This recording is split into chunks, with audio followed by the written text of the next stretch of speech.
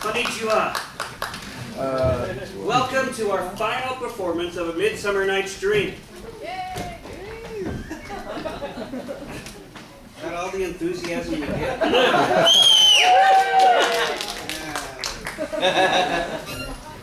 All right. Before we begin, a couple of announcements. First, we bring you this play after several months of rehearsal in which people have had surgery on their feet, people have been sick. One person in particular got a concussion, not mentioning who.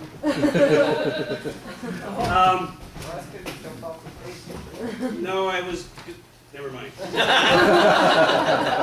Does not bear repeating, and I don't remember it anyway. So.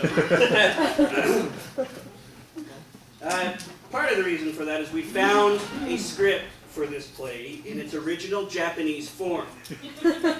And so we have decided that we are going to perform it for you as such tonight. And we wanted to get the syntax right, we wanted to get the words right, and the inflection and everything. Nihongo ga wakarimasu ka? Anybody know what I said? Okay, they won't know when we make any mistakes.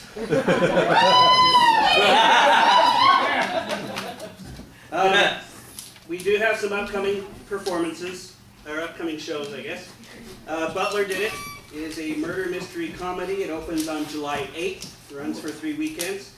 After which we'll have Anne of Green Gables, and then after that, HMS Pinafore. So good lineup of shows coming up, so save your money up and come back. If you have any cell phones, please place them on silent. Small children as well, silent or vibrate, please. And without any further ado, A Midsummer Night's Dream.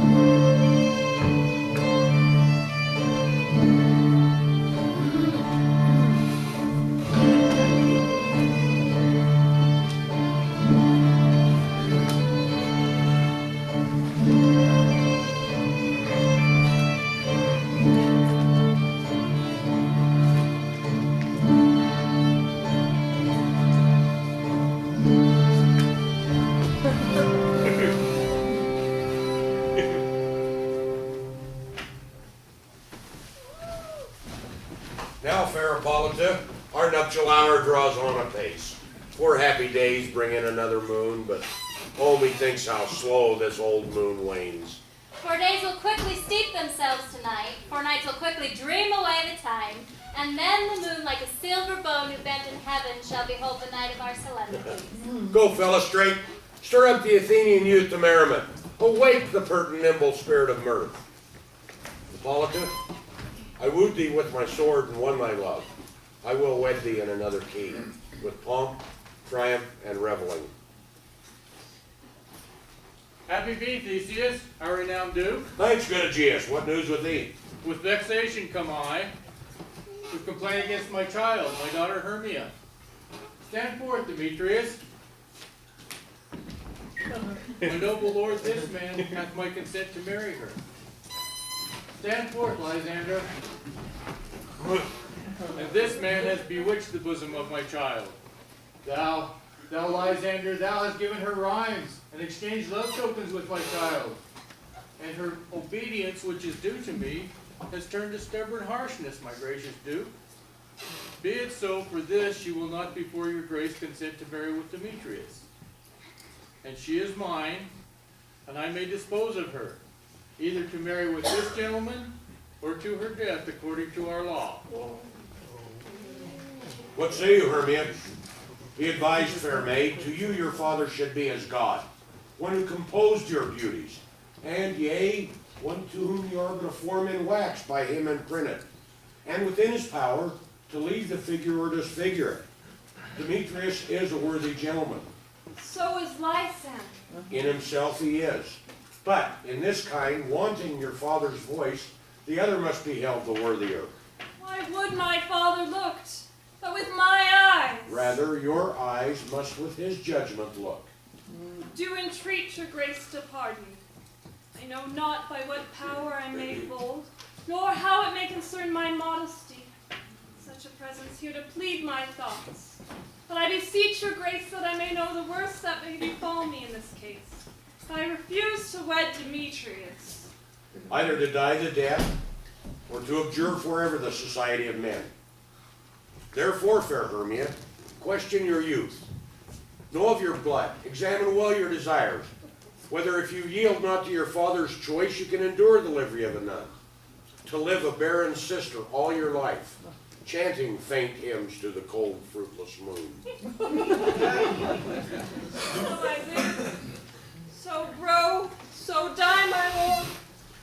Take time to pause, and by the next new moon, the sealing day betwixt my love and me, either prepare to die for disobedience to your father's will, or wed Demetrius. Relent, sweet Hermia. Lysander, yield that crazy title to my certain rights. You have her father's love, Demetrius. Let me have Hermia's. Do you marry him? Lordful Lysander, true, he hath my love, and what is mine, my love render him. And she is mine, and all of my right of her I estate unto Demetrius.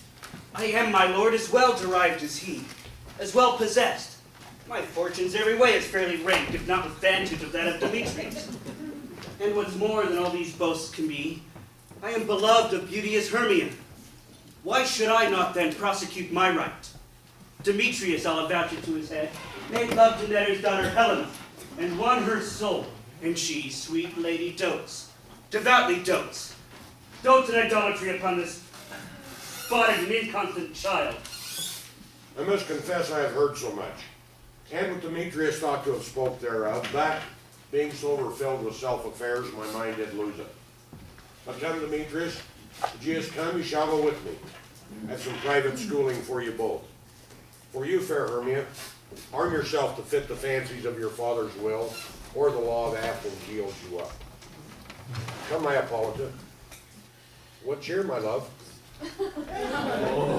Demetrius, yes, come along. With duty and desire, we follow you.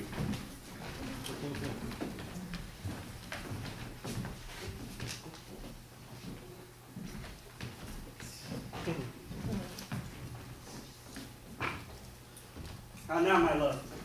Why are your cheeks so pale? How chance the roses there do fade so fast? Be like for want of rain, which I could well beteem them from the tempest of my eyes. Ay me, for aught that I could ever read, could ever tell by tale or history. The course of true love never did run smooth, but either it was different in blood, or if there is sympathy in choice, war, death, and sickness did lay siege to it, making it momentary as a sound, swift as a shadow and short as any dream. Then true lovers have ever been crossed. Stands as edict in destiny. And let us teach our trial patience, for it is a customary cross, as due to love as thoughts and dreams, wishes and tears, poor fancy's followers. Good persuasion. Therefore hear me, Hermia. I have a widow aunt, a dowager of great revenue. From Athens is her house remote 7 leagues, and she respects me as her only son. There, gentle Hermia, may I marry thee. And to that place the sharp Athenian law cannot pursue us. If thou lovest me, then steal forth thy father's house tomorrow night. And in the wood where I did meet thee once with Helena, to do an observance to a morn of May, there will I stay for thee. My good Lysander, by Cupid's arrow with best head, and that place thou hast appointed me, tomorrow truly will I meet with thee. Keep promise, love. Look, here comes Helena. Godspeed, fair Helena, whither away? Oh, call you me fair? That fair again unsay. Demetrius loves your fair. Oh, happy fair. Sickness is catching. Oh, were favor so yours would I catch, fair Hermia. Ere I go. Oh, but teach me how you look, and with what are you sway the motion of Demetrius' heart. I frown upon him, yet he loves me still. Oh, that your friends could teach my smile such skill. I give him curses, yet he gives me love. Oh, that my prayers could such affection move. The more I hate, the more he follows me. Oh, the more I loveth, the more he hateth me. Holy Helena is no fault of mine. Oh, none but your beauty. Would that fault were mine. Take comfort. He no more shall see my face. Lysander myself shall fly this place. Helen, to you our minds we will unfold. Tomorrow night, when Phoebe doth behold her silver visage in the watery glass, through Athens' gates have we devised the steel. And in the wood where you and I upon faint primrose beds were wont to lie, emptying our bosoms of their counsel sweet, and there Lysander myself shall meet. And hence from Athens turn away our eyes to seek new friends and stranger companies. Farewell, sweet playfellow. Pray thou for us, and good luck grant thee thy Demetrius. Take word, Lysander. We must starve our sight from lovers' food tomorrow deep midnight. I will, my Hermia. Helena, adieu. As you on him, Demetrius dotes on you. Oh, how happy over others some can be. Throughout Athens I am thought as fair as she. Oh, but what of that? Demetrius thinks not so. He will not know all, but he do know. I shall go tell him of fair Hermia's flight. Then to the wood he will tomorrow night. Pursue her. Oh, and for this intelligence, if I have thanks, oh, it is a dear expense. But herein mean I to enrich my pain, to have his sight thither and back again.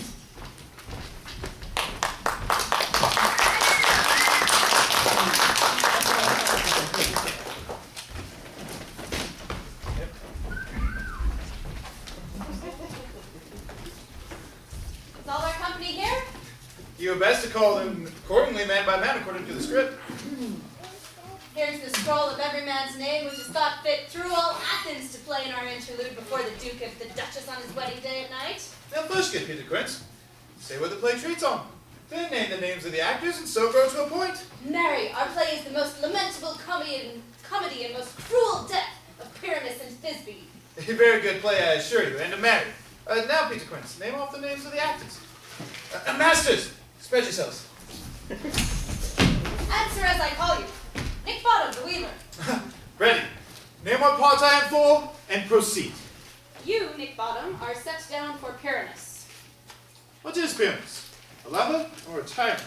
A lover that kills himself, most gallant for love.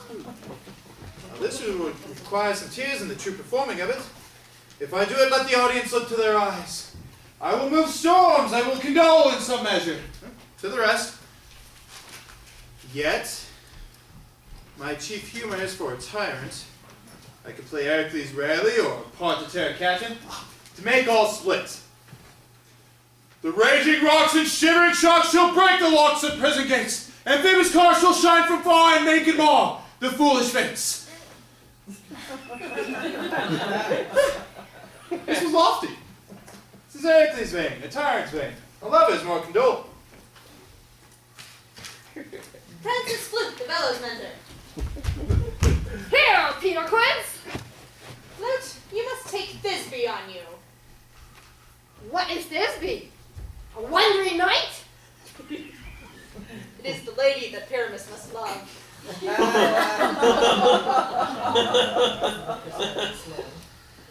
Nay, faith!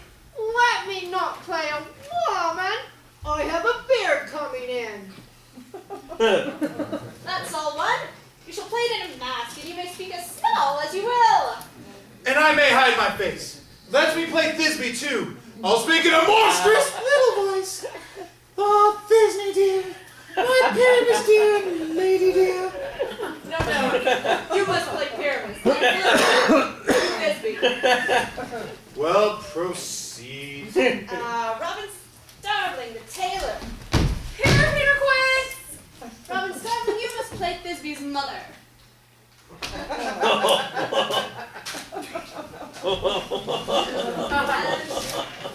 Snap the tinker. Here, Peter Quince. You, Pyramus' father, myself, Thisbe's father, and Snug the joiner. You the lion's part, and I hope here is a play fitted. Have you the lion's part written? Pray you, if it be, give it me, for I am slow of study. You may do it extempore, for it is nothing but roaring. Let me play the lion too. I will roar that it will do any man's heart good to hear me. I will roar that it will make the Duke say, let him roar again, let him roar again. And we should do it terribly, it would frighten the Duchess and the ladies that they would shriek. And that would enough to hang us all. That would hang us, every mother's son. I grant you, friends, if you should fright the ladies out of their beds, they would have no discretion but to hang us. But I will roar you as gently as any suckling dove. I will roar you as gently as twere any nightingale. You can play no part but Pyramus. For Pyramus is a sweet-faced man, a proper man, as one shall see on a summer's day, a most lovely, gentlemanlike man. Therefore you must needs play Pyramus. Well, I will undertake. What beard breadth best do I play as in? Why, what you will? I could discharge it in your orange tawny beard, your purple and grain beard, your French colored crown, or your open fit yellow. Some of your French crowns have no hair at all, and then you will play barefaced. But must hear at once, and request you, entreat you, and desire you to come them by tomorrow night, and meet me in the palace ward a mile without the town by moonlight. There we will rehearse, for if we meet in the city, we will be dogs with company, and our devices known. In the meantime, I will draw a bill of property, such as our play once. I pray you, fail me not. There we may rehearse most obscenely and courageously. Take pains, beat the fit. Adieu. At the Duke's Oak we meet. Huzzah! Huzzah! Enough! Hold to cut bowstrings!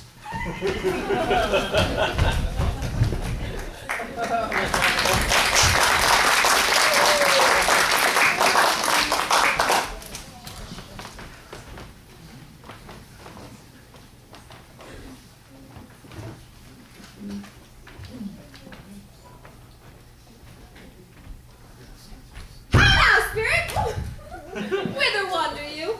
Over hill, over dale, through brush, through fire, over park, over pale, through flood, through fire.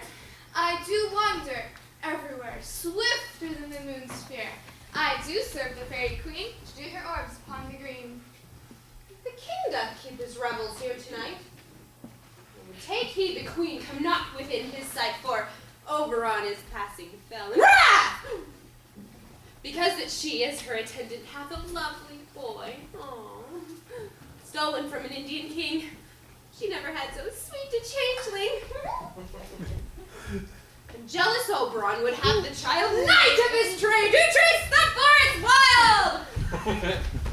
But she perforce withholds the loved boy and crowns him with flowers and makes him all her joy. Now they never meet. In grove or green, by fountain clear or spangled starlight sheen. But they do square. That all their elves for fear creep into acorn cups and hide them there. Either I mistake your shape, and make you quiet, or you're that shrewd, knavish sprite named Robin Goodfellow. Are you not she that frightens the maidens in the villagery, those that hobgoblin call you? Sweet Puck, you do their work and give them good luck. Are you not she? Thou speakest aright. I am that merry wanderer of the night. I jest to Oberon and make him smile when I a fat and bean-fed horse beguile, neighing in likeness of a filly foal. Sometimes lurk I in a gossip's bowl, and when she drinks, against her lips I bob, and on her wither dewlap pour the ale. The wisest aunt telling the saddest tale. Sometimes, for a 3-foot stool mistakes me, and then slip by from her bum, down topples she, and Taylor cries and falls into a cup. And then the whole choir holds their hips and laughs.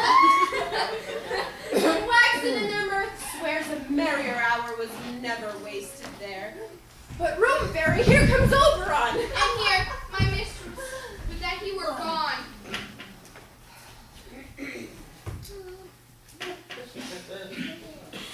Ill met by moonlight, proud Titania.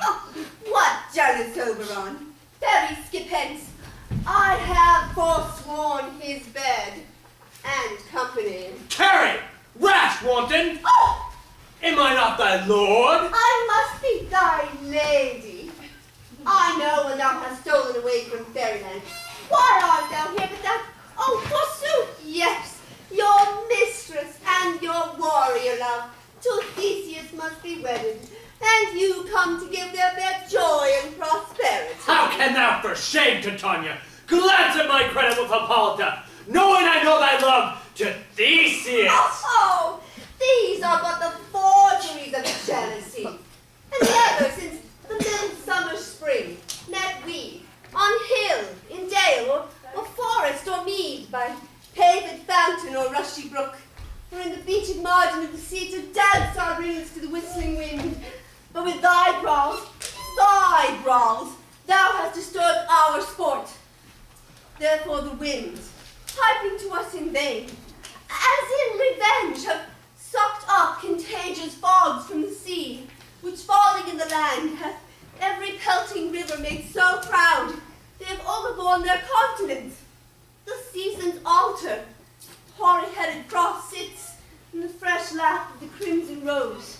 The spring, summer, child in autumn, and angry winter change their wonted liveries, and the mazed world by their increase now knows not which is which. This same progeny of evils comes from our debate, from our dissension. We are their parents and original. Do you amend it then? It lies in you. Why should Titania cross her Oberon?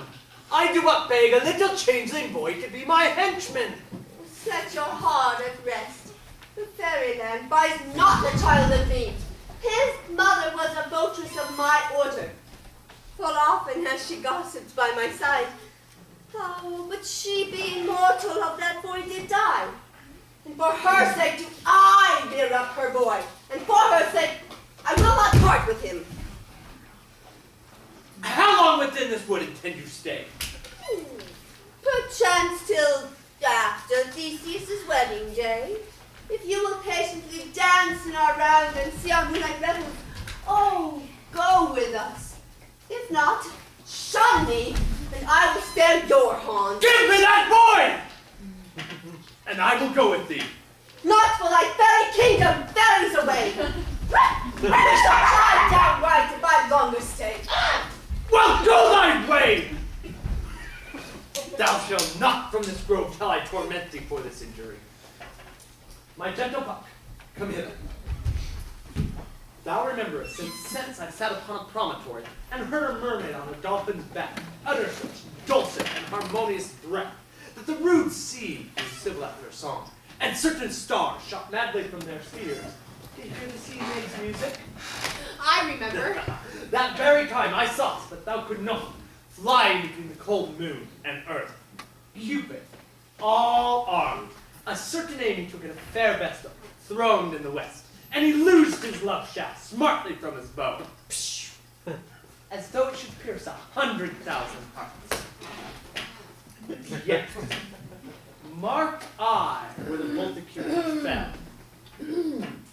It fell upon a little western flower, before milk white, now purple with love's womb. And the maidens call it love and idleness. Fetch me this flower, the herb I showed thee once.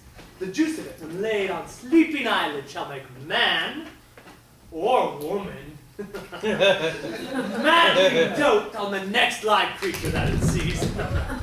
Fetch me this herb, and meet me here again, ere the Leviathan can swim a league. I'll put a girdle around the earth in 40 minutes.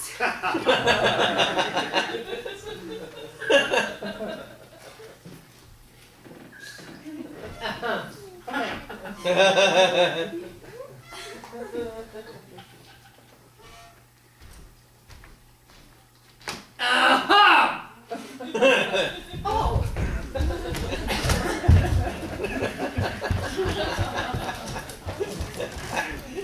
Once having this juice, I'll watch Titania while she is asleep, and streak her eyes.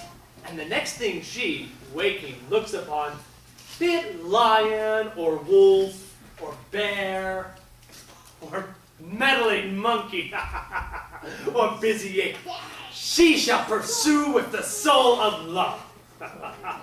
And ere I take this charm from her sight, as I can with another, I'll make her render up her page to me. But who is here? I am invisible. I shall overhear them. I love thee not, therefore pursue me not. Where's Lysander and fair Hermia? The one I'll slay, the other slayeth me. Thou toldst me they were stolen unto this wood, and here am I, and mad within this wood, because I cannot meet my Hermia. Therefore get thee hence and follow me no more. Oh, you draw me, you hard-hearted adamant. Oh, but yet you draw not of iron, for my heart is true as steel. Leave me your power to draw, and I shall have no power to follow you. Do I entice you? Do I speak you fair? Or rather, do I not in plainest truth tell you that I do not, nor I cannot love you? Oh, and even for that, oh, do I love you the more? I'm your spaniel, and Demetrius, the more you beat me, I will fawn on you. Use me but as your spaniel, spurn me, strike me, neglect me, lose me, only give me leave, unworthy as I am to follow you. Oh, what worse a place can I beg in your love, and in a place of high respect with me, than to be use it as you use your dog? Tempt not too much the hatred of my spirit, for I am sick when I do look on thee. Oh, and I am sick when I do not look on thee. You do impeach your modesty too much. To leave the city and commit yourself into the hands of one that loves you not. To trust the opportunity of night, and the ill counsel of a desert place, with the rich worth of your virginity. Your virtue is my privilege, for it is not the night that I do see your face, nor do I think I'm not in the night, nor doth this wood lack worlds of company, for you, in my respect, are all the world. Then how can it be said that I am here alone, when the world is here to look on me? I'll run from thee, and hide me in the brakes, and leave thee to the mercy of wild beasts. Oh, the wildest hath no such heart as you. Oh, run when you will, the story shall be changed. Apollo flies and Daphne holds the chase. Oh, the dove pursues the griffin. The mild hind makes speed to catch the tiger. Bootless speed. When Apollo flies when Cadmus flies and Valor pursues. Will not stay your questions, let me go. Or, if thou wilt follow, do not believe that I shall do thee mischief in the wood. I am in the temple, in the town, in the field to do me mischief. Oh, fie, Demetrius. Your wrongs do set a scandal on my sex. We cannot fight for love as men may do. We should be wooed, and we're not made to woo. Oh, I'll follow thee and make thee heaven of a hell, to die upon the hand I love so well.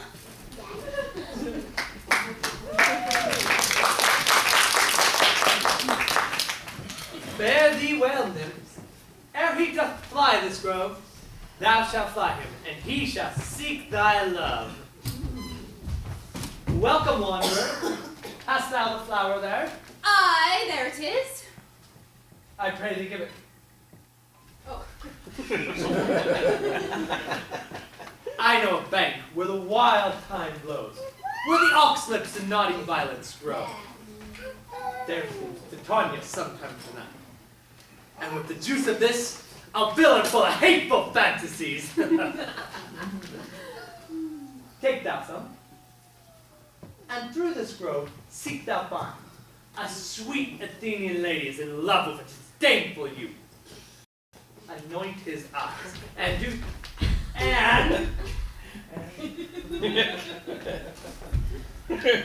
do it so that the next thing he espies may be the lady. Thou shalt know him by the Athenian garments he hath on. Affect it with some care, that he may prove more fond on her than she on her love. And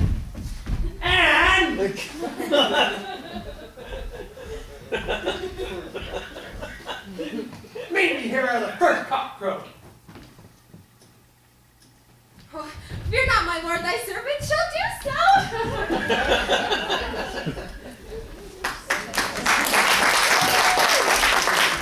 Come, now a ramble and a fairy song.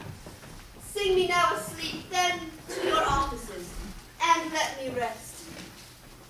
You spotted snakes with devil tongues, thorny hedgehogs be not seen. Newts nor blind worms do no wrong. Come not near our fairy queen. Fill the mouth with melody, singing our sweet lullaby. La la la la lullaby, la la la lullaby. Never harm or spell or charm, come our lovely lady night. So good night with lullaby. Weaving spiders, come not here. Hence, you long-legged spinners, hence. Beetles, black, come not near. Worms nor snails do no offense. Hence, away. Now all is well. When aloof, stand sentinel.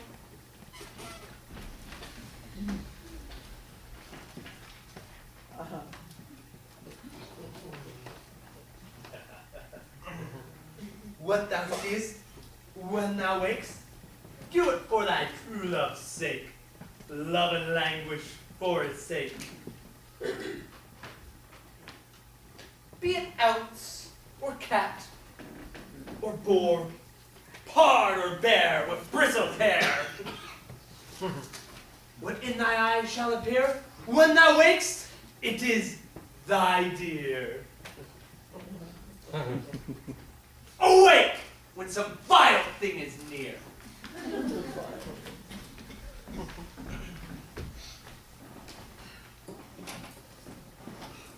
Fair love, you faint with wandering in the wood, and to speak troth, I have forgot our way.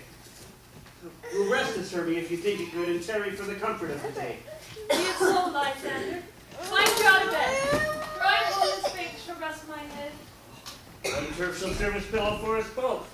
One bed, two bosoms in one trunk. Nay, good Lysander, for my sake, my dear, lie further off yet. Do not lie so near. Oh, take the scent sweet of my innocence. Love takes the meaning in love's conference. I knit my heart unto yours is knit, so that but one heart we can make of it. Two bosoms interchained with an oath, so then two bosoms in a single trunk. Then by your side, no bed to me tonight. For lying so, Hermia, I do not lie. Lysander riddles very prettily. Much beshrew my manners and my pride. If Hermia meant to say Lysander lied. But, gentle friend, for love and courtesy, lie further off yet. In human modesty, such separation may well be said becomes a virtuous bachelor and a maid. So far be distant. Good night, sweet friend. Love never altered till thy sweet life ended. Amen. Amen to that fair prayer say I. And then end life when I end loyalty. Here is my bed. Sleep give thee all his rest. Half that wish the wishes I compress.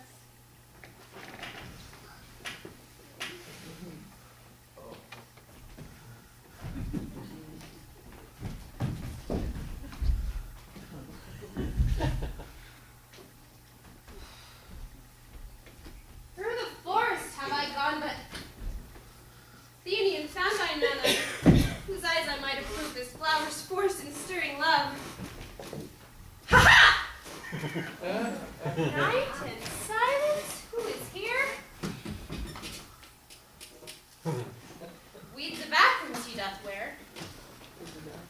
This is he my master said despised the Athenian maid. And here the maiden, sleeping sound on the dank and dirty ground. Oh, pretty soul. She durst not lie near this laugh love, this kill courtesy.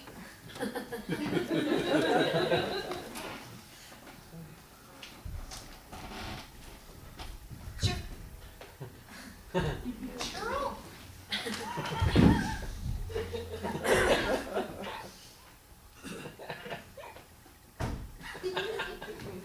Churl? Upon thy eyes I throw all the power this charm doth owe. And when thou wakes, let love forbid sleep a seat on thy eyelid. So awake when I am gone, for I must now to Oberon. Oh, say wilt thou kill me, sweet Demetrius? I charge thee hence, and do not haunt me thus. Then thou darkly leave me, do not so. Stay, on thy peril. I alone will go. I am out of breath in this fond chase. The more my prayer, the lesser is my grace. Oh, happy is Hermia wheresoever she lies, for she hath more blessed and attractive eyes. How came her eyes so bright? Oh, not with salt tears. Oh, if so, mine were oftener washed than hers. Oh, no, no, I am ugly as a bear, for me said you see me to run away with fear. Oh, but who is here? Lysander on the ground. Oh, dead or asleep? I see no blood, no wound. Lysander, if you live, good sir, awake.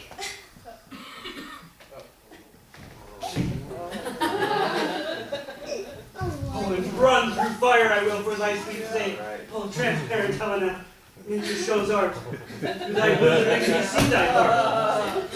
Oh, where is Demetrius? Oh, how fit a word is that vile name to perish at my hand. Oh, do not say so, Lysander, do not say so. What though he loved your Hermia, Lord, what though? Yet Hermia loves you still, and be content. Content with Hermia. No, I do repent the tedious minutes I have with her spent. Oh, Hermia, but Helena I love. Oh, who will not change a raven for a dove? The will of man is by his reason swayed, and reason says you are the worthier maid. Oh, wherefore was I to this king mockery born? Oh, and at your hands did I deserve this scorn. Oh, is it not enough? Is it not enough, young man, that I did never, nor never can I deserve a sweet look from Demetrius' eye? But that you must flout my sufficiency. Good troth you do wrong, good sooth you do. Is such deceitful manner to me, Rue? Oh, but fare ye well. Perforce I must confess, I thought you lord of more true gentleness. Oh, that a lady of one man refused, should another therefore be abused? Oh. She sees not Hermia. Hermia, sleep thou.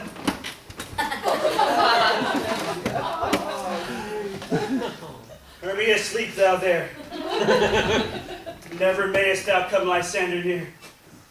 Oh, and all my powers address your love and might, to honor Helen and to be her knight. Help me, Lysander, help me! Do they best to pluck this crawling serpent from my breast?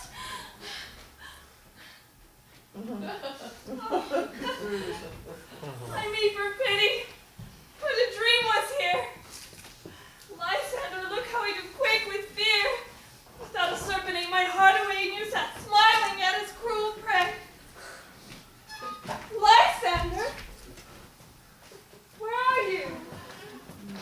Lysander? Speaking if you hear. Speak of our loves. I swoon, almost with fear. No. And I perceive you are not nigh. In either death or you I'll find immediately.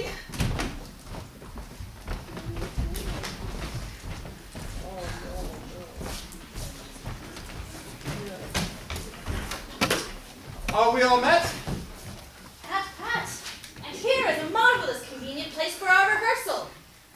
plot shall be our stage. This hall thorn break our tiring house, and we will do it in action as we will do it before the Duke. Peter Quince. What sayest thou, bully bottom? There are things in this comedy of Pyramus and Thisbe that will never please. First, Pyramus must draw a sword to kill himself, which the ladies cannot abide. How answer you that? Our lake in a perilous fear. I believe when all is said and done, we should leave the killing out. Not a whit. I have a device to make all well. Write me a prologue, and let the prologue seem to say that we will do no harm with our swords, and that Pyramus is not killed indeed. And, for the more better assurance, tell them that I am Pyramus, and not Pyramus, the bottom the weaver. This shall put them out of fear. Well, we will have such a prologue. It shall be written in 8 and 6. No. Let it be written in 2 more. Let it be written in 8 and 8. But will not the ladies be afeard of the lion? I fear it, I promise you. Masters, you ought to consider with yourselves to bring in a lion among ladies is a most dreadful thing, for there's not a more fearful wildfowl than your lion living. You ought to look to it. Therefore, another prologue must tell that he is not a lion. Nay. Half his face must be seen through the lion's neck, and he must speak through saying thus or to the same effect. Ladies, or fair ladies, I would wish of you, or I would request you, or I would entreat you, not to fear, not to tremble, my life for yours. If you think I come hither as a lion, it were the pity of my life. Nay, I am a man as other men are. And let him tell them plainly that he is snug the joiner. Well, it shall be so. But, masters, there is 2 hard things, and that is to bring moonlight into a chamber, for you know Pyramus and Thisbe meet by moonlight. Doth the moonshine the night we play our play? A calendar, look in the almanac, find out moonshine.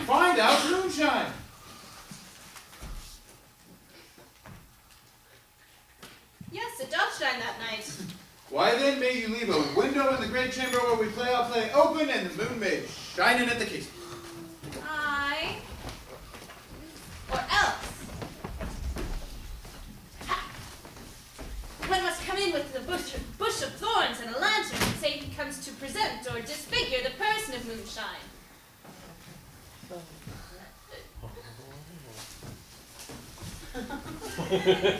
Then there is another thing. We must have a wall in the great chamber, for Pyramus and Thisbe says the story to talk through the chink of a wall. We never bring in a wall. What say you, Bottom? Some other must present wall. And let him have some loam and some rough cast about him to signify wall. And let him hold his fingers like thus. And there's the granny to which Pyramus and Thisbe shall whisper. If that may be, then all is well. Come, sit down, every mother's son, and rehearse your parts. Pyramus, you begin. When you have spoken your speech, enter into that break, and so every one according to his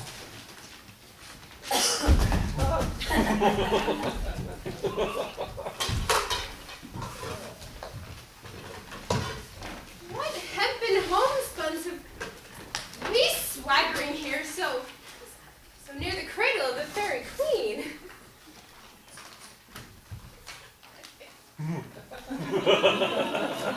What's a play toward? I'll be an auditor, an actor too, perhaps, if I see cause.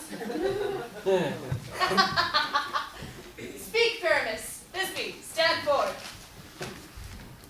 Oh, Thisbe, the flowers of odious savor sweet. Odorous. Odors savor sweet, and like thy breath, Thisbe. But hark, a voice! Stay thou but here a while, and by I will appear to thee.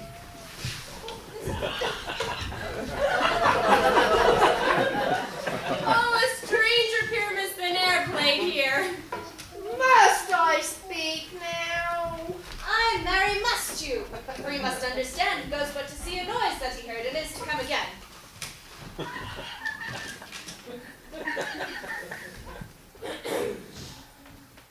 Most radiant. Thisbe.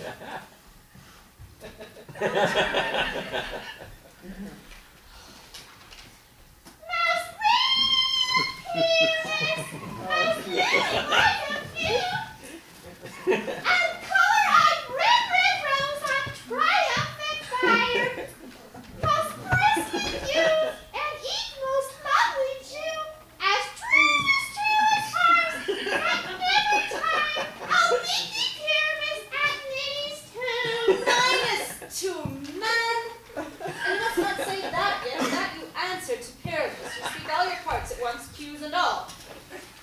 Enter, your cue is past. It is never tired. As true as horse that never tires. If I were fair, Thisbe, I were only.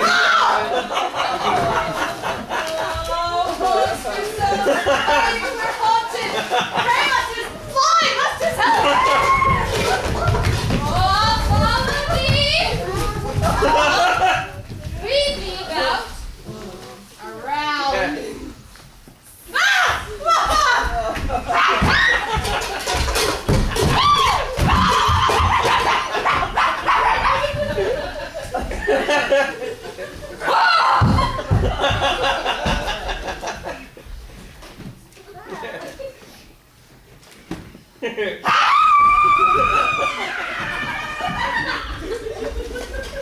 Why do they run away?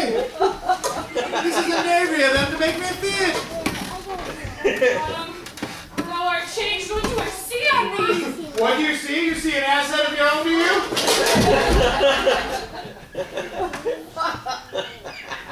Bless thee, bottom, bless thee, thou art translated.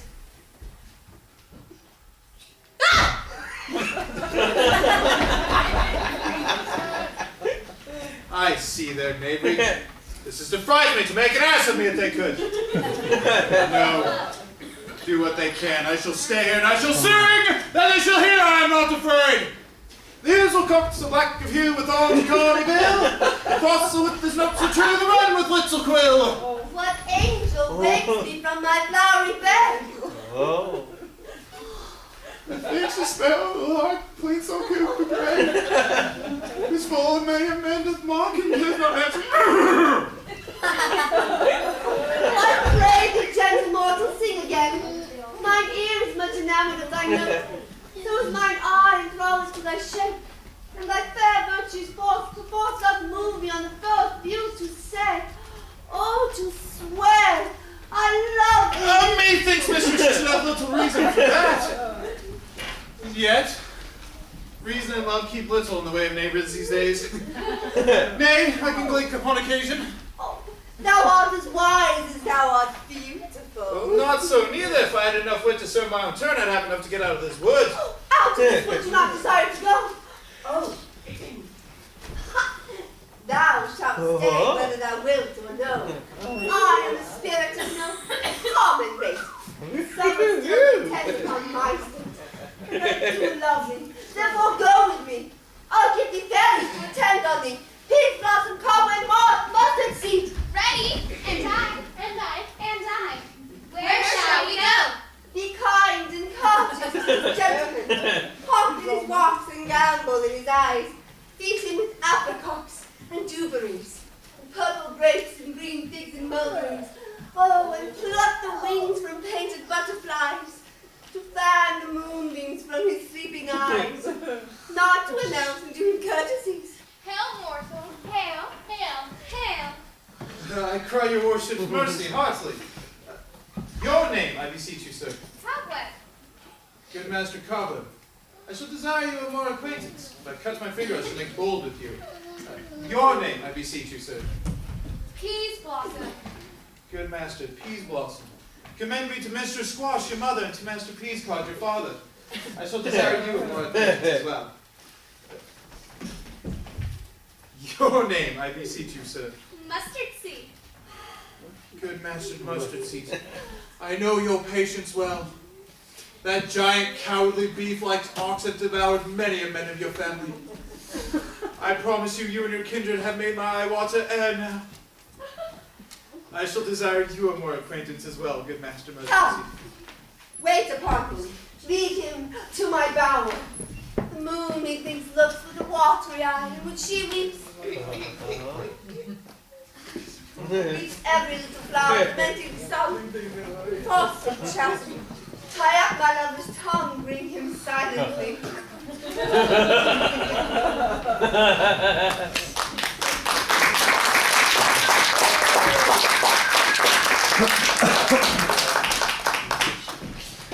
Are we enjoying the show so far? Even more Japanese than you thought. We're going to take a break now for a brief 10-minute intermission. Before I let you go, though, for those of you who hang around actors or actresses a lot, who especially do Shakespeare, you'll discover we're a rather strange lot. Strange. We like traditions. And one of the traditions we chose to share with you this evening is, well, I'll just say it. We've taken the toilets out of the bathrooms and replaced them with communal chamber pots. So enjoy your intermission.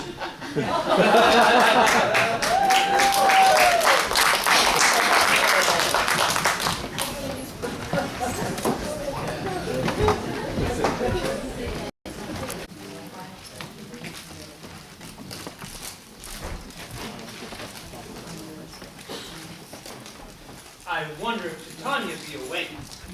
Then, what next came to her eye that she must dote on in extremity? Here comes my messenger. How now, mad spirit? What night rule about this haunted grove? My mistress, with a monster, is in love. Near her close and consecrated bower, while she was in her dull and sleeping hour, a crew of patches, rude mechanicals, were met together to rehearse a play intended for great Theseus's nuptial day.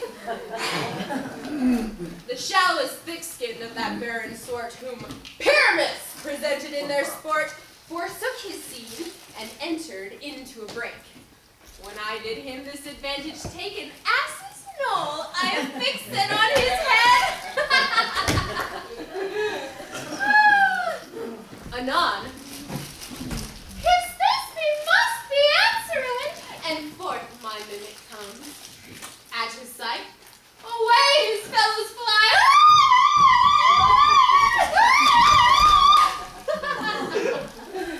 Oh, I led them on in this distracted fear and left sweet Pyramus translated there. When in that moment, so it came to pass, Titania waked, and straightway loved an ass.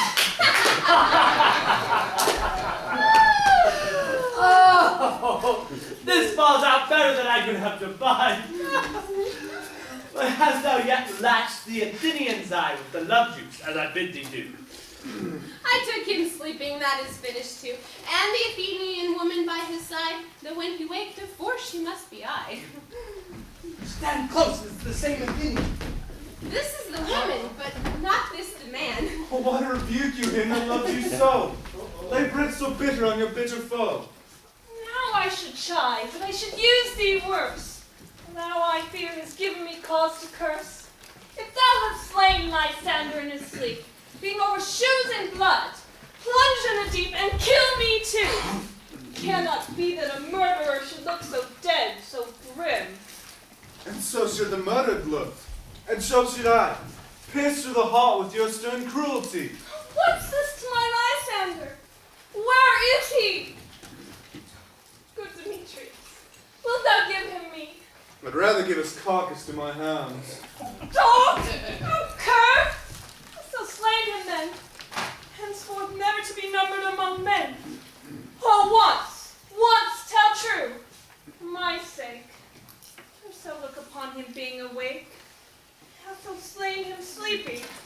Oh, brave touch! Do spend your passion on a misprized mood. I am not guilty of Lysander's blood, nor is he dead, for aught that I can tell.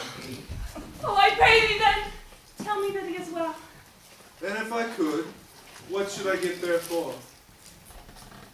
A privilege. Never to see me more. From thy hated presence part I so. See me no more, whether he be dead or no.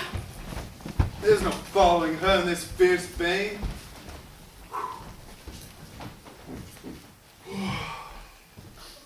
Here therefore a while, I will remain.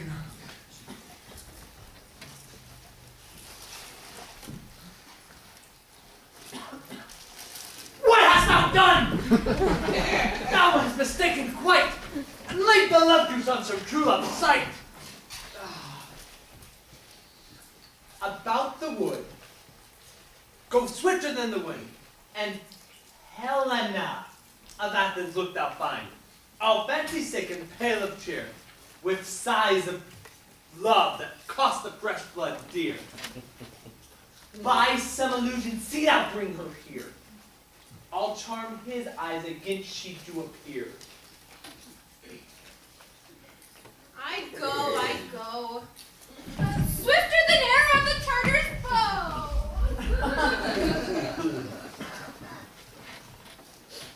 Flower of this purple dye, hit with Cupid's archery, sink an apple of his eye. When thou love, you do espise, let her shine as gloriously as Venus of the skies. When thou wakest, if she be by, beg of her for remedy. Captain of our merry band, Helena is here at hand, and the youth mistook by me, pleading for a lover's fee. Oh, shall we their fond pageant see? Oh, Lord, what fools these mortals be! Stand close! The noise they make shall cause Demetrius to awake. Then we'll two at once woo one. This must needs be sport alone. These things do best please me that befall preposterously. Why should you think that I should woo and scorn? Scorn and derision never come in tears. Oh, look, when I vow I weep, and tears so born in all our nativity all through the years. How can these things in me seem scorn to you, bearing the badge of faith to prove them true? Oh, you do advance your cunning more and more, when truth kills truth. Oh, devilish holy fray! Oh, these vows are Hermia's, and will you give her o'er? I had no judgment when to her I swore. Nor none in my mind, and yet you give her o'er! Demetrius loves her, and he loves not you. Oh, Helen, goddess nymph, perfect in to what shall I compare thine eye? Crystals muddy, oh, how ripe and show thy lips, those kissing cherries tempting grow. Oh, let me kiss this princess of pure white, this seal of bliss. Oh, spite! Oh, hell! I see you're all bent to set against me for your merriment. Oh, if you were civil and knew courtesy, you would not do me thus much injury. Oh, can you not hate me as I know you do, but you must join souls and mock me too? Oh, if you were men as you were men in show, you would not use a gentle lady so, to vow and swear and super praise my part, for I'm sure you hate me with all your hearts. You are both rivals in love, Hermia. Now both mockers and mock Helena. You are unkind, Demetrius, be not so. For you love Hermia, this you know I know. And here, with all goodwill, with all my heart, I do yield you up my part. And yours of Helena to me bequeath, whom I do love and will do till my death. Oh, never did mockers waste more idle breath. Lysander, keep thy Hermia, I will none. If e'er I loved her, all that love is gone. My heart to her but as a guest-wise sojourn. And now to Helen, it is home return, there to remain. It is not so. Disparage not the fate thou dost not know, lest to thy peril thou buy it dear. Look where thy love comes. Yonder is thy dear. Lysander! No, I'm not by my eye, my Lysander found. Oh, my ears squeak. Rubbish thy sound. But why does sound kindly leave me so? Why should he stay whom love doth press to go? What love could press Lysander from my side?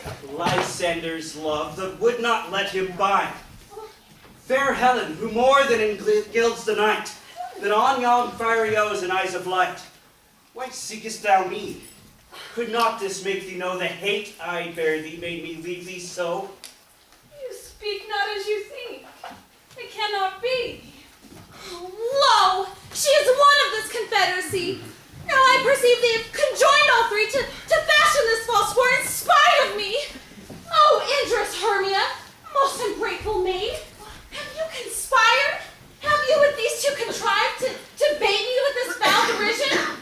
Oh, as all the counsels that we two have shared, the sisters' vows and the hours we have spent in chitting the hasty footing times for parting us? Oh, and will you rend our ancient love asunder in joining men in scorning your poor friend? Oh, 'tis not friendly, 'tis not maidenly.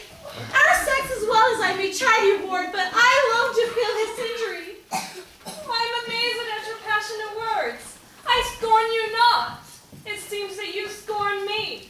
Have you not sent Lysander as in scorn to bow and praise my face? And made you your other love, Demetrius, who even now just spurned me with his foot. To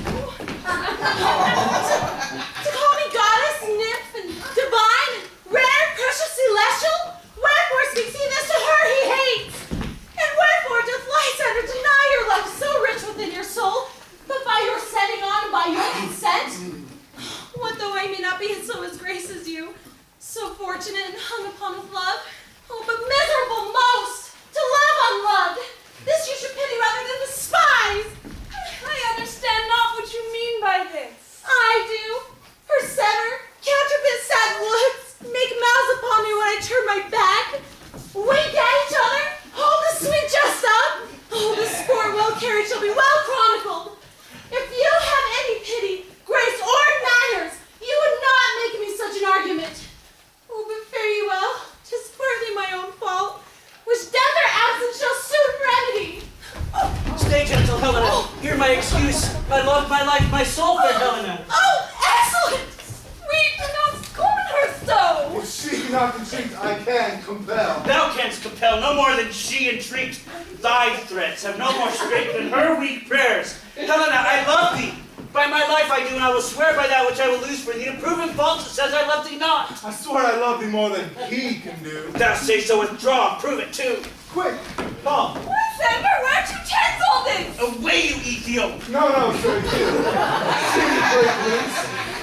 Take on as you would follow, but come yet not. You are a tame man. Go. Hang off, thou cat! Thou bird, my something let loose! I shall shake thee from me like a serpent! Lysander, why hast thou grown so rude?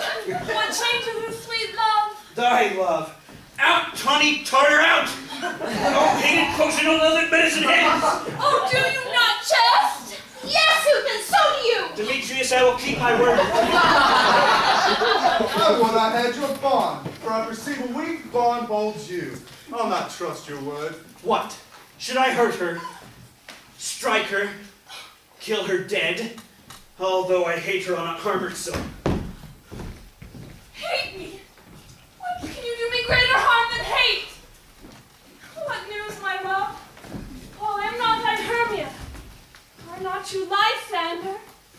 I'm as fair now as I was erewhile, since night you loved me. Yet since night you left me. Why then you left me? Will the gods forbid in earnest, shall I say? Aye, by my life it never did desire to see thee more. Therefore be out of doubt, out of question, hope, nothing truer, that I do hate thee and do love Helena. Oh, me! You juggler! You canker blossom! You thief of love! What have you come on by night and stolen my love's heart from him? Fine maid, have you no modesty, no maiden shame, no touch of bashfulness? Oh, what will you tear impatient answers for my gentle tongue? Oh, fie, you counterfeit, you puppet, you! Why so? Oh, aye, this way goes the game. Now I perceive that she hath made compare between our stature. She hath urged her height, and with her personage, her tall personage, her height forsooth, she hath prevailed with him. Are you grown so high in his esteem because I am so dwarfish and so low? How low am I? Thou painted maypole, speak, how low am I? I'm not yet so low,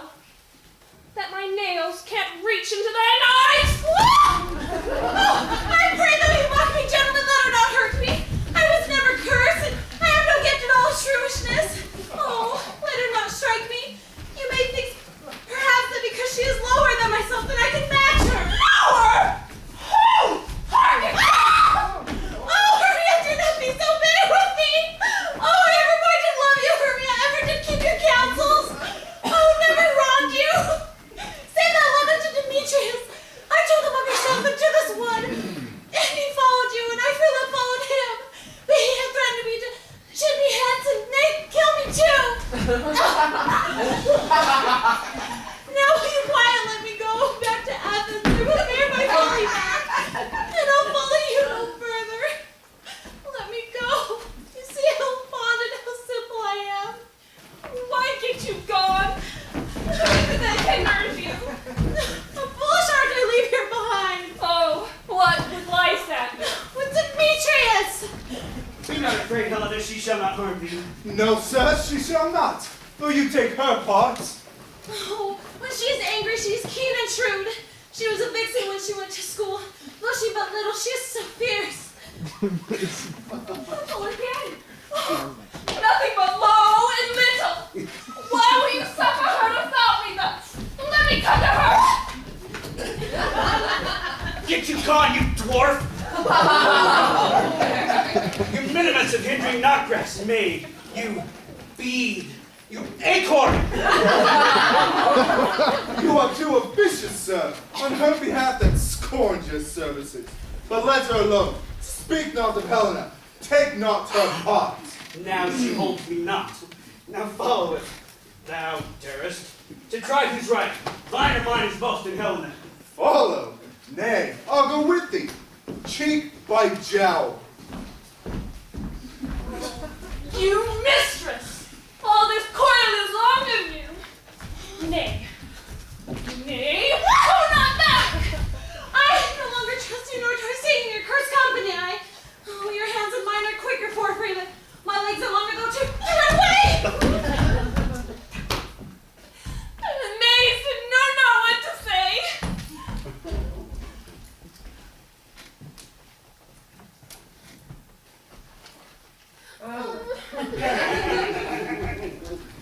This is thy negligence. Still thou mistakest. Or else committest these knaveries willfully. Believe me, King of Shadows, I mistook. Did you not you tell me that I would know the man by the Athenian garments he had on? And so far blameless proves my enterprise that I have anointed an Athenian's eye. And so far, I am glad it so did sort as their jangling. I do esteem a sport. Thou seest these lovers seek a place to fight. Hie therefore, Robin, overcast the night, and lead these testy rivals so astray that one come not within another's way. And lead them thus until over their brows death counterfeiting sleep doth creep. Then crush this herb into Lysander. I, whose juice, the liquor of this has this virtuous property. Take from thence all error of this night. Then, when next waking they shall think no more of this derision, but as a dream and fruitless vision. And the lover shall back to Athens again when, while I in this affair do thee employ, I shall to my fairy queen, and beg of her Indian boy. And then her charmed eye I will release from monsters' view, and all things shall be peace. But my fairy king, this must be done with haste, for night's swift dragons cut the clouds full fast, and yonder shines Aurora's harbinger. But we are spirits of another sort. But notwithstanding, haste, make no delay. We may effect this business yet our day.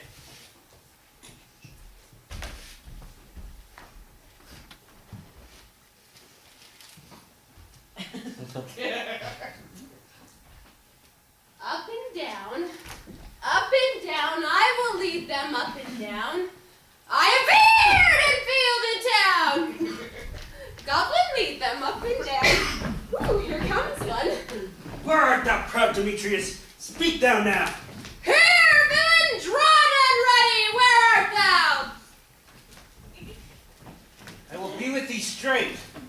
Follow me then to plainer ground. Lysander, speak again. Thou runaway? Thou coward art thou fled? Speak! In some bush? Where dost thou hide thy head? Thou coward! Art thou bragging to the stars, telling the bushes thou lookst for war and wilt not come? Come, recreant! Come now, child!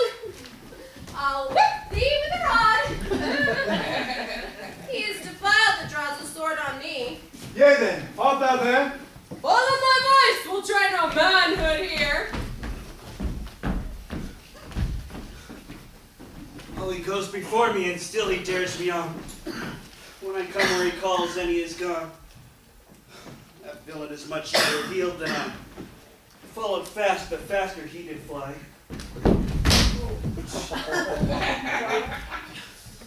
Thus am I fallen in dark and uneven way. Here will I rest me till the break of day. Come thou gentle day. If thou but show me thy grey light, I'll find Demetrius and revenge this spite.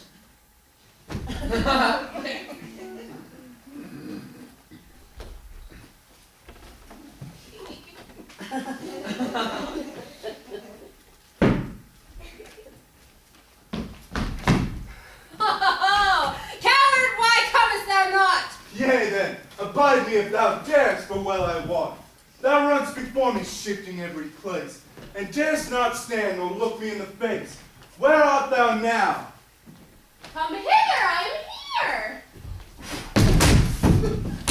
Nay then, thou mockst me. Thou shalt buy this dear if ever I thy face by daylight see.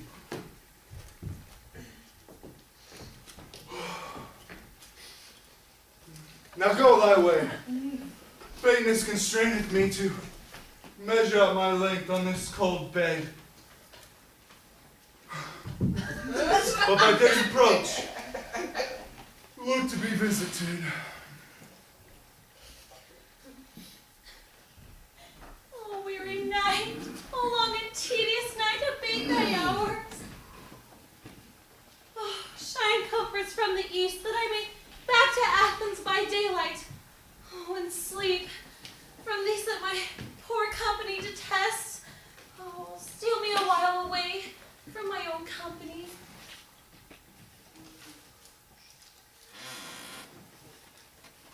Yet but three. Come one more. Two of both kinds makes up four. Oh, here she comes, cursed and sad. Cupid is a knavish lad, thus to make poor female mad. Lover so weary, lover so in woe, bedabbled with dew and torn with briars. I can no further crawl, no further go. Here will rest me till the break of day. Heaven shield Lysander, if they mean affray.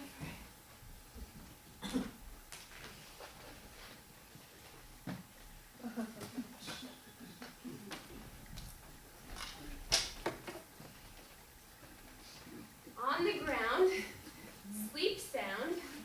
I'll apply to your eye, gentle lover. Remedy.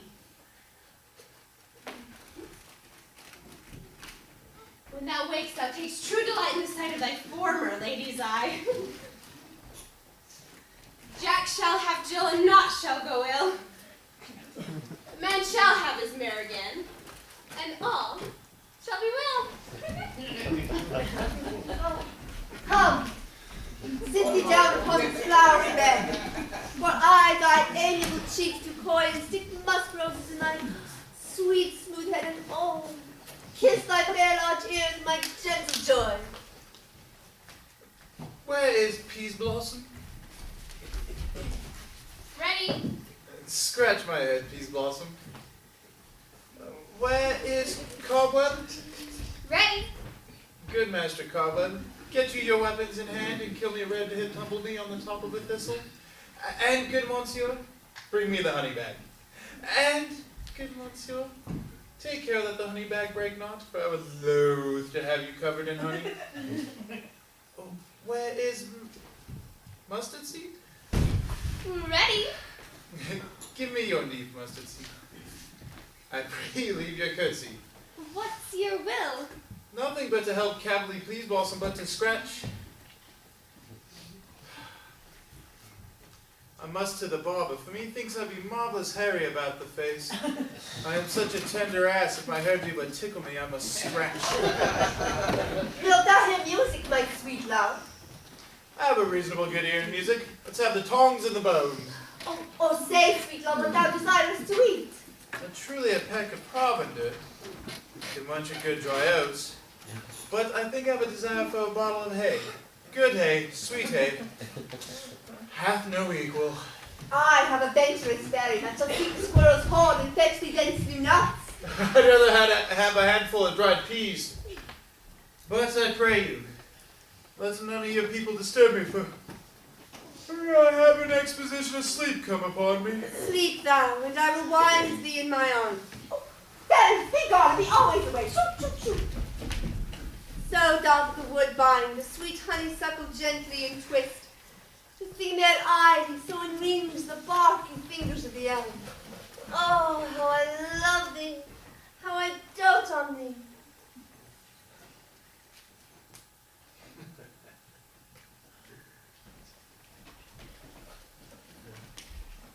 Welcome, good Robin. Seest thou this sweet sight?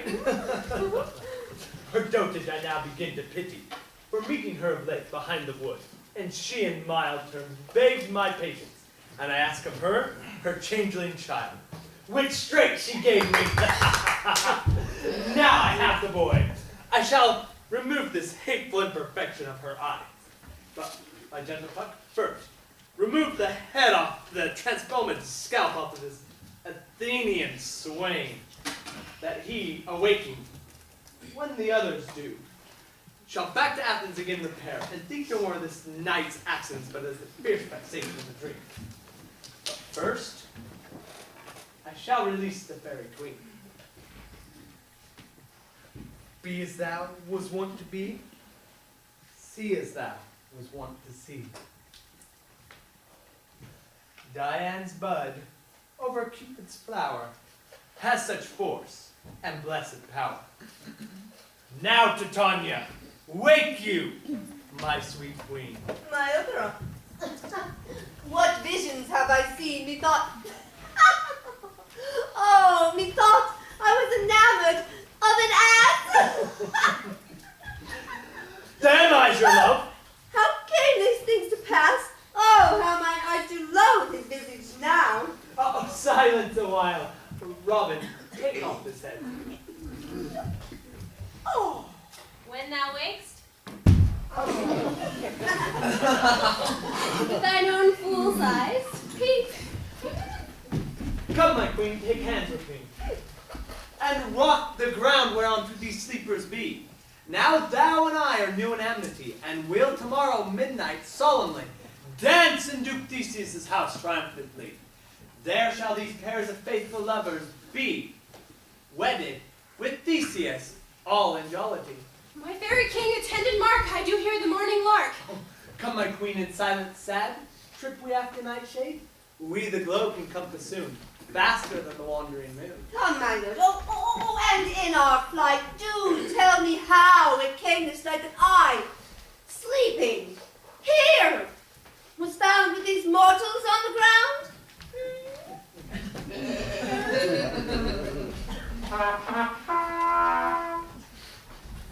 Go, one of you, and find the forester, for now our observation is performed. And since we have the byword of day, my love shall hear the music of my hounds. Uncouple in the western valley. Dispatch, I say, and find the forester. We shall, fair queen, up to the mountain's top, and mark the musical confusion of hounds and echoing conjunction. I was with Hercules and Cadmus once, when in a wood of Crete they bayed the bears with hounds of Sparta. Never did I hear such gallant chiding, for besides the grove, the sky, the fountains, every region near seemed of one mutual cry. I never heard so musical a discord, such sweet thunder. My hounds are bred of the Spartan kind. But soft. What nymphs are these? This is my daughter, here asleep. And this, Lysander. This Demetrius is. And Helena, old Nader's Helena. I wonder of their being here together. No doubt they rose up early to observe the rite of May, and hearing our intent, came here to grace our solemnity. But tell me, Aegeus, is not this the day Hermia give answer of her choice? It is, my lord. Go bid the huntsmen wake them with their horns.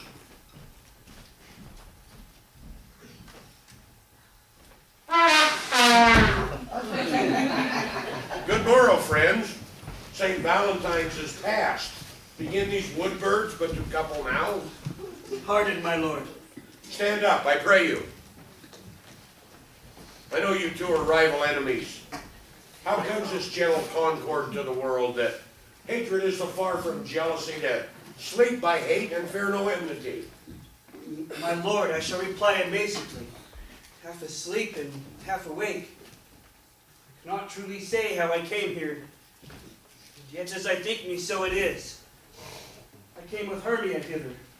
Our intent was to be gone from Athens, where we might without the sharp... Enough. You have enough, my lord. The law, I beg the law upon his head.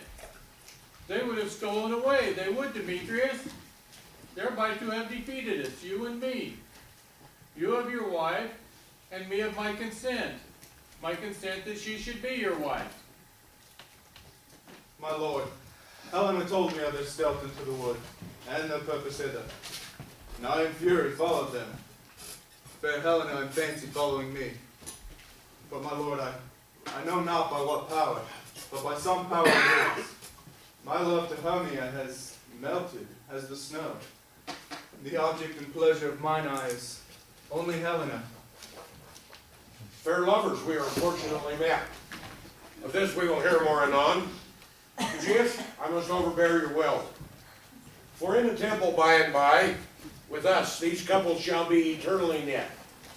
And since the morning is something worn, our purposed hunting shall be put aside.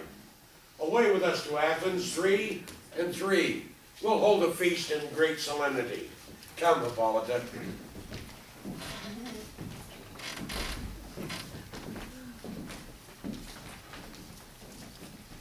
These things seem small and undistinguishable, like far-off mountains turned into clouds. Methinks I see these things with parted eye, and everything seems double.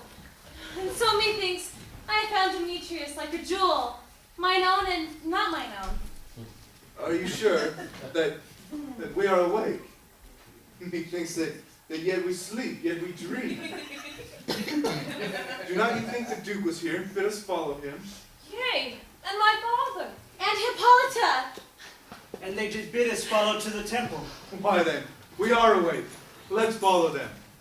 And on the way, let us recount our dream. Wake me when my cue comes, my next is most fair Pyramus. Hey-ho! Peter Quince? Flute? Starling? God, my life! Stolen hence and left me to sleep? I've had a most rare dream. Pass would demand to say what dream it was. Thought I was. There's no man can tell what me thought I was. Thought I was and me thoughts I had. But man is but a patched fool if he go about to expound what me thoughts I had. For the ear of man hath not seen, and the eye of man hath not heard. Nor man's heart tasted, nor his tongue conceived. I shall get Peter Quince to write a ballad to this dream. It shall be called Bottom's Dream, as it hath no bottom. I shall sing it before the Duke. Peradventure, make it the more gracious, I shall sing it at her death.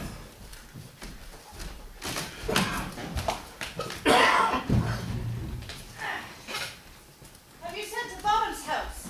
He come home yet? He cannot be heard of. I don't doubt he has been transported. If he cometh not, the play is marred. He goes not forward, doth it? It is not possible. You have not a man in all Athens able to discharge Pyramus but he. No, he has simply the best wit of any handicraft man in Athens. Aye, and the best person too. He's a very paramour for a sweet voice. You must say paragon. A paramour is gone.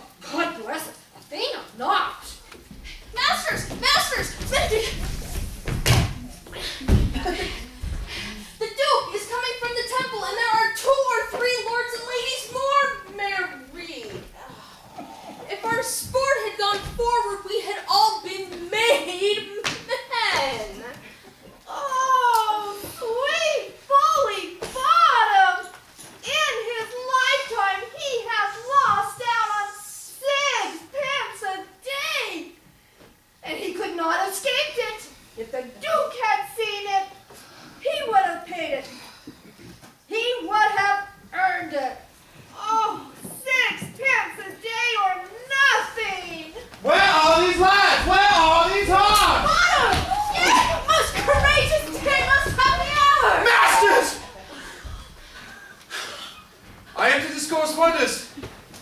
Ask me not what, for if I tell you I'm not a true Athenian, I will tell you everything as it fell out. Let us hear, sweet father. Not to win me.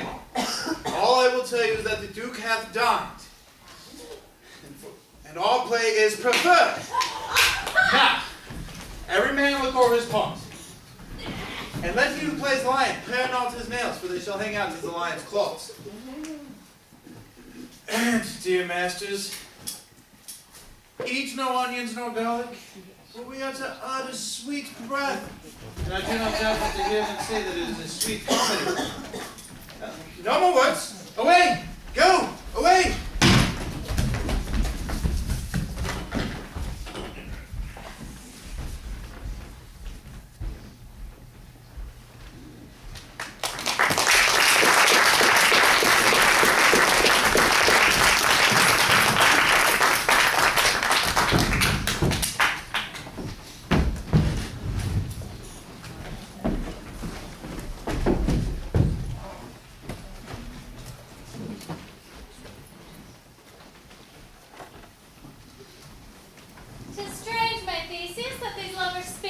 More strange than true. I never can believe these antique fables, nor these fairy toys. Lovers and madmen have such seething brains. Though the story of the night told o'er, and their minds transfigured so together, would more witnesseth than fancy's images. It grows to something of great constancy, however strange and admirable. Here come the lovers now. Joy, gentle friends. Joy and fresh days of love accompany your hearts. More than to us await your royal wants. Come now, what masks, what dances shall we have to wear away the long age of 3 hours between our after supper and our bedtime? Where's our usual manager of mirth? What revels are in hand? Is there no play to ease the anguish of a torturing hour? Call Philostrate. Here, mighty Theseus. Say, what abridgment have you for us? What masks, what dances? How should we beguile the lazy night, if not with some delight? There's a brief. How many sports are I? Make choice of which your highness will see first. Battle of Centaurs, sung by an Athenian eunuch to the harp? Well, none of that. A brief, tedious scene of young Pyramus and his love Thisbe. Very tragical mirth. Merry and tragical, tedious and brief? Play there is, my lord, some 10 words long, which is as brief as I have known to play. But by 10 words, my lord, it is too long, which makes it tedious. For in all the play, there is not one word apt, one player fitted, and tragical, my noble lord. It is, for Pyramus therein doth kill himself, which when I saw rehearsed, I must confess, made mine eyes water, but more merry tears the passion of loud laughter never shed. What are they that do play it? Hard-handed men who work in Athens here, who have never labored in their minds till now, and now have toiled in their unripe remembrance with this same play against your youth. We will hear the play. No, my noble lord, it is not for you. I have heard it over, and it is nothing, nothing in the world, unless you can find sport in their intents. Extremely stretched and conned with cruel pain to do you service. I shall hear the play, for nothing can be amiss when simpleness and duty kindred. Bring them in. Take your places, ladies. I should love not to see wretchedness o'ercharged, and his service perishing. Oh, you shall see no such thing, my sweet. He says I can do nothing of the kind. Oh, the kind are we to give them thanks for nothing. So please your grace, the prologue is addressed. Let him approach.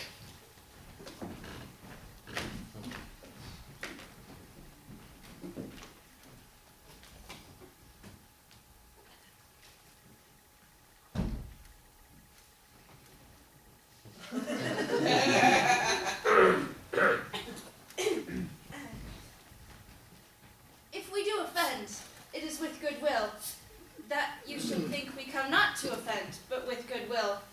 To show our simple skill, that is the true beginning of our end. Consider that we come but in despite. We do not come as minding to content you. Our true intent is all for your delight. We are not here, that you should here repent you. The actors are at hand, and by their show you shall know all that you are like to know. This fellow doth not stand upon points. He hath read his prologue like a rough colt, my lord. Indeed, he hath played on the prologue like a child on a recorder, a sound but not in government. His voice is like a tangled chain. Nothing impaired, but all disordered. Who is next? Gentles, perchance you wonder at this show. But wonder on till truth make all things plain. This man is Pyramus, if you would know. This beauteous lady Thisbe is certain. This man with lime and rough cast doth present wall, that vile wall which did these lovers sunder, and through wall's chink poor souls they are content to whisper, at the which let no man wonder. This man with lantern dog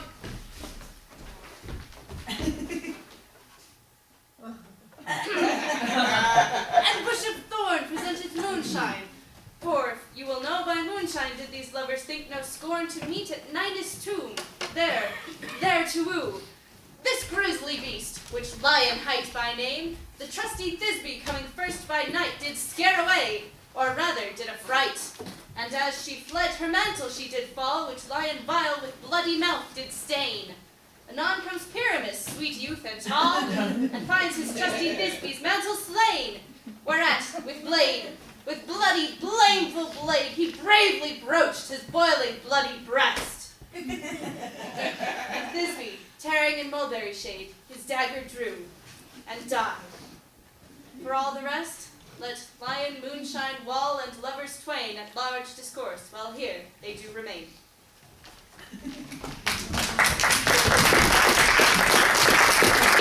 I wonder if the lion be to speak. No wonder, my lord. One line may what many asses do. In this same interlude, it doth befall that I, one snout by name, present a wall. And such a wall as I would have you think that in it a cranny hole or chink, through which the lovers, Pyramus and Thisbe, did whisper often, very secretly. This loam, this rough cast, and this stone doth show that I am the same wall, the truth is so. And this cranny, right and sinister, through which the fearful lovers are to whisper. Would you desire lime and hair to speak any better? It is the wittiest partition that ever I heard discourse, my lord. Oh, Pyramus draws near the wall. Silence. Oh, grim look night. Oh, night with hue so black. Oh, night which ever autumn days not. Oh, night, I lack. But I fear my Thisbe's promises forgot. And thou wall, oh sweet, oh lovely wall, that stands between her father's ground and mine. Thou wall, oh sweet, oh lovely wall, show me the chink to blink through with mine eye. Thanks, courteous wall. Jove shield thee well for this. But what see I? No Thisbe do I see? Curse be thy stones for thus deceiving me. The wall, methinks, being sensible, should curse again. No, in truth, sir, he should not, for deceiving me is thus Thisbe's cue. She is to enter now, and I am to spy her through the hole in the wall.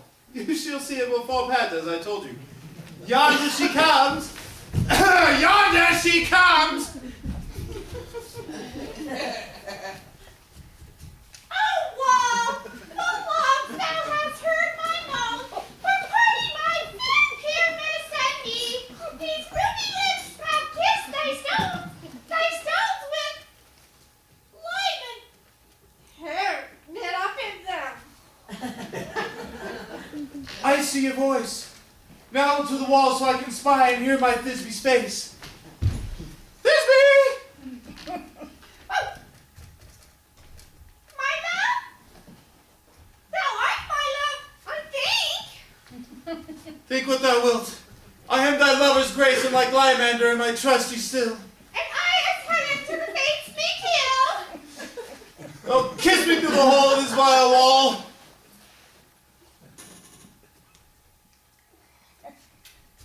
I kiss the wall's hole and not thy lips at all. Not too shaftless to procrus was so true. I shaftless to progress as I to you. Wilt thou meet me at Ninny's tomb straightway?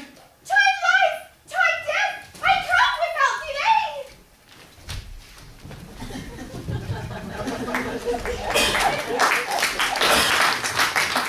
have I, well, my part discharged so, and being done, the swallow away doth go. Now, is the mural down between the two neighbors? No remedy, my lord, when walls are so willful to hear without warning. This is the silliest stuff that ever I heard. The best in this kind are but shadows. The worst, no worst of imagination amend them. It must be your imagination then, and not theirs. Oh, if we imagine no worse of them than they themselves, they may pass for excellent men.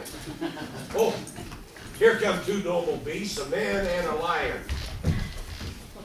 You ladies, you whose gentle hearts do fear, the smallest monstrous mouse that creeps on floor, may now perchance both quake and tremble here, when lion, rough in wildest rage doth roar. Roar!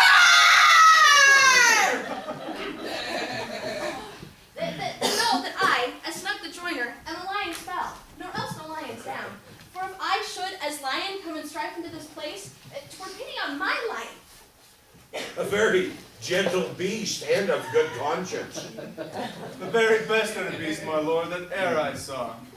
This lion is a very fox for his valor. Oh, true, and a goose for his discretion. Not so, my lord, for valor cannot carry discretion, and the fox carries the goose. Aha, his discretion, I fear, cannot carry his valor, for the goose carries not the fox. Let us leave it to his discretion and hear from the moon. This lanthorn doth the horned moon present. Methinks he should have put the horns on his head. He has no crescent and his horns are invisible within the circumference. This lanthorn doth the horned moon present. Myself, the man in the moon, do seem to be. This is the greatest error of all the rest. The man should be put into the lanthorn. How else be the man in the moon? But he dares not go there, my lord, for as you see, the candle is already in snuff. I am aweary of the moon. Would he would change. It appears by a small light of discretion that he is in the wane. In courtesy and all reason, we must stay the time. Proceed, moon. All I have to say is, this lanthorn is the moon. I, the man in the moon. This thorn bush, my thorn bush. And this dog, my... Why, methinks that all these should be put in the lantern, for all these are in the moon. So stop, here comes Thisbe. This is Minnie's too. Where is my love? Oh, roar!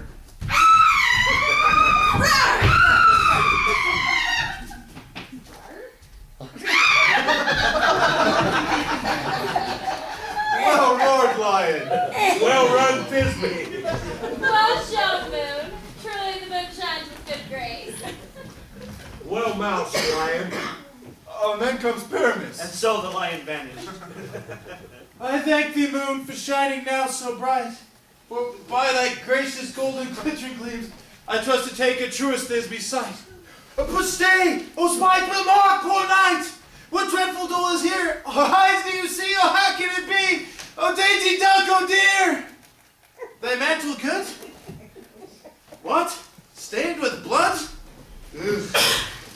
Approach, ye furies fell! Oh, fates, come, come! Cut, thread, and thrum! Quail, crush, conclude, and quell! Oh, this passion and the death of a dear friend would near make a man look sad.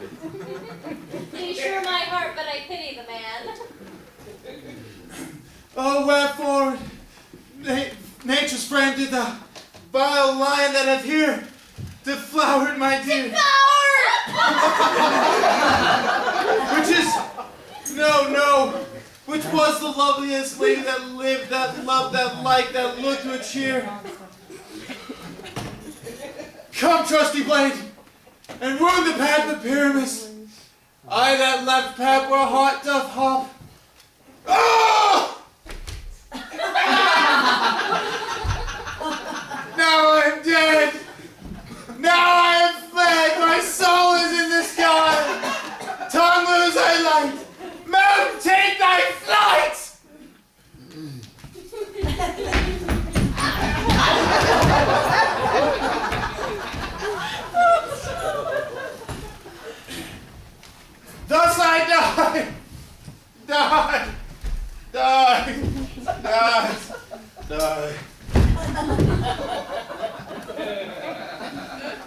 hope die was an ace for him, for he is but one. Less than an ace man, for he is dead. He is nothing.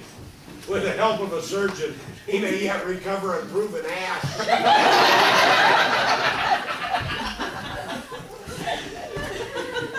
How moonshine leaves before Thisbe comes and finds her lover. Oh, she'll find me by starlight. Oh, here she comes. Her passion ends the play. Methinks she should not use a long one on such as Pyramus. I hope she will be free. A moat will turn the balance, which Pyramus, which Thisbe is the better. He for a man, God warrant us. She for a woman, God bless us. Oh, she has spied him already with those sweet eyes. No, she means fidelity. Asleep? My love? What? Get my dog? Pyramus, arise! White dog? Dead? Dead? Oh! A tomb must cover these sweet eyes, these lily lips, this cherry nose, these yellow pencil cheeks. We're gone! Gone! All gone! Lovers, make moan. His eyes were as green as leaves. Oh, sisters three, come to me. That sword which shares his thread of silk. Tongue, speak not a word. Sword, come to me. Lay my breast and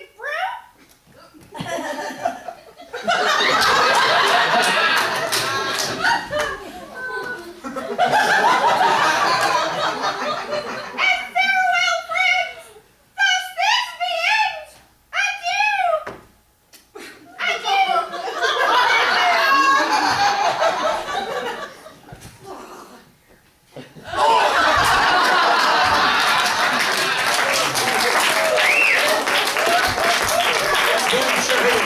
Lie here, like to bury the dead. Aye, and wall too. No, I assure you, the wall that parted their fathers is down. Would it please you to see the epilogue, or perchance to hear a burgomask dance between two of our company? No epilogue, I pray you, for your play needs no excuse. Never excuse when all the players are dead. There need none be blamed. Mary, if he who writ the play had played Pyramus and hanged himself with Thisbe's garter, that would be a fine play. It is truly and very notably discharged. Come, your burgomask, let the epilogue alone.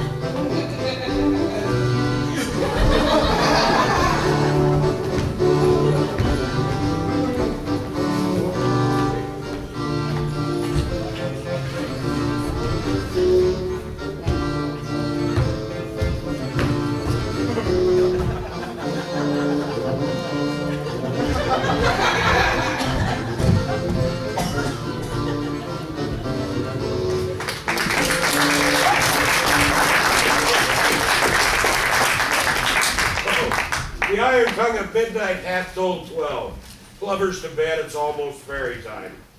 I fear we shall outsleep the coming morn. A fortnight hold we this solemnity, with nightly revels and new jollity.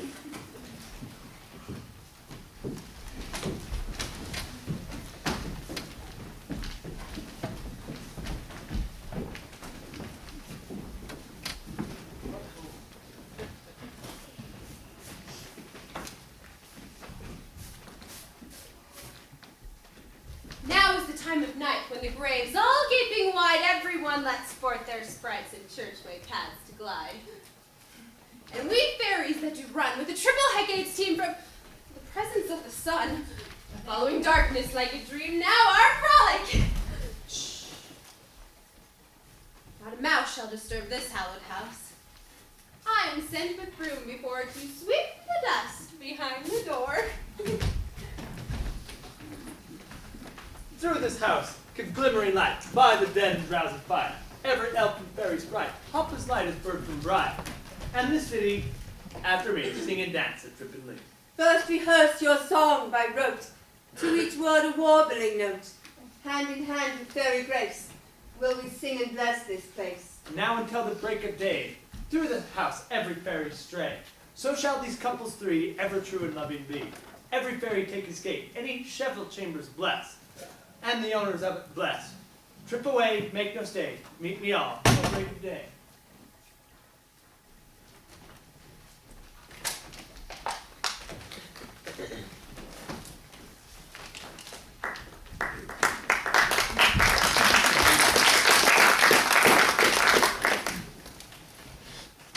If we shadows have offended, think on this. And all is mended that you have but slumbered here while these visions did appear. And this weak and idle theme no more yielding but a dream. Gentles, do not reprehend. If you pardon, we will mend, and as I am an honest puck, if we have unearned luck now to escape the serpent's tongue, we will make amends our wrong. Else the puck a liar call.